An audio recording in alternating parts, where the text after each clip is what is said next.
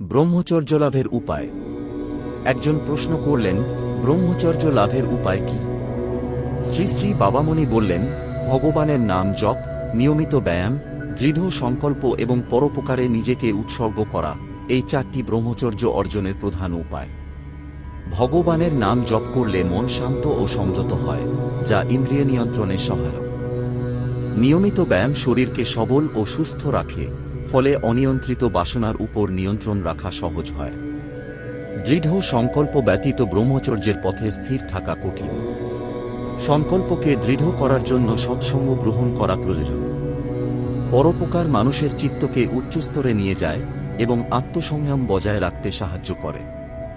যারা সত্যিকারের ব্রহ্মচর্য লাভ করতে চান, তাদের উচিত প্রতিদিন নির্দিষ্ট সময়ে উপাসনা করা, সঠিক খাদ্যাভ্যাস মেনে চলা, অবাঞ্ছিত আসক্তি থেকে দূরে থাকা এবং পবিত্র চিন্তা ও কর্মে নিজেকে নিবেদিত রাখা।